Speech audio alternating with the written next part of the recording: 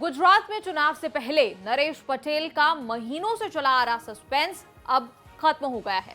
कभी कांग्रेस नेताओं के साथ, कभी बीजेपी नेताओं के साथ, कभी केजरीवाल के साथ समाज सेवा में जुटे नरेश पटेल लंबे अरसे से राजनीति में आने का लगातार सिग्नल दे रहे थे।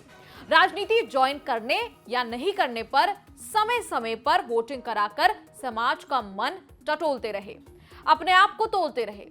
अब जाकर फाइनल फैसला किया है कि राजनीति में नहीं आएंगे। अलग अलग राजनीतिक पार्टियां, नेताओं, विचारधाराओं के संपर्क में आने के बाद भी नरेश पटेल असमंजस और निर्णय में फंसकर रह गए। नरेश पटेल ने वो फैसला किया है जो शायद मन की बात के विपरीत हो। मन की बात तो राजनीति में आने की ही थी, तभी तो महीनों तक मंथन करते रहे। पार्टियों में अपनी पोजीशन की संभावनाएं वो टटोलते रहे। नरेश पटेल गैर राजनीतिक व्यक्ति हैं, जिन्होंने राजनीति की चौखट पर पहुंचकर पैर खींच लिए। चर्चा बहुत जोरों पर थी कि नरेश पटेल जो हैं वो कांग्रेस के साथ पॉलिटिकल लॉन्चिंग करेंगे। कांग्रेस और नरेश पटेल एक दूसरे के लिए आइडियल मैच लग रहे थे। नरेश पटेल को पार्टी चाहिए थी और कांग्रेस को एक नेता जो गुजरात के सबसे असरदार पाटीदारों के वोट कांग्रेस में ट्रांसफर करा सके। ईमानदार, साफ सुथरी और लोकप्रिय छवि का एडवांटेज एक्स्ट्रा एडेड बोनस जैसा था। सुनने में आया कि वो सीएम बनना चाहते थे। कांग्रेस उन्हें कैंपेन कमेटी का चेयरमैन बनाकर ट्रस्ट और टेस्ट करना चाहती थी। जो नुकसान पाटीदार हार्दिक पटेल के जाने से हुआ, उसकी भरपाई नरेश पटेल से हो सकती थी। इन अटकलों में दम इसलिए लगता रहा क्योंकि उनकी सोनिया गांधी से मुलाकात हो चुकी थी। कांग्रेस उनकी शर्तों को लेकर पॉजिटिव थी। वैसे तो बीजेपी से भी उनके संबंध अच्छे बताए जाते हैं, लेकिन कांग्रेस में शामिल होने की अटकलों के बीच कुछ ऐसा हुआ जिससे नरेश पटेल को धक्का लगा। पिछले दिनों राजकोट में पाटीदार ट्रस्ट के बनाए अस्पताल के उद्घाटन समारोह में नरेश पटेल को बुलावा नहीं गया।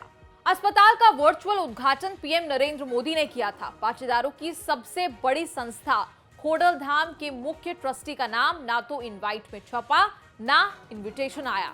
नरेश पटेल के कांग्रेस में जाने की बात तब और दमदार लगने लगी जब उन्होंने केजरीवाल के साथ जाने, यहां तक कि राज्यसभा जाने का ऑफर भी ठुकरा दिया था।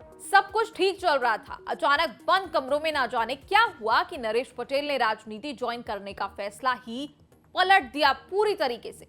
ना किसी पार्टी में जाएंगे, ना राजनीति में आएंगे।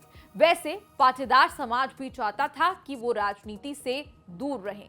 समाज नरेश पटेल को समझाने में सफल रहा है कि राजनीति में जाने पर उनका प्रभाव घटेगा और एक ही पार्टी से बंधन से नुकसान होगा।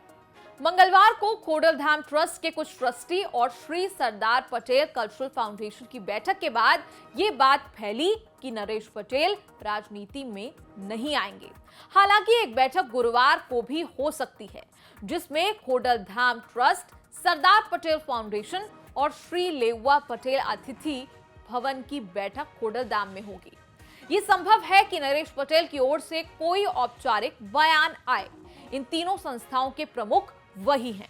नरेश पटेल गुजरात के पाटीदारों के नेता माने जाते हैं, जिसका असर सूरत और सौराष्ट्र के 11 जिलों में माना जाता है।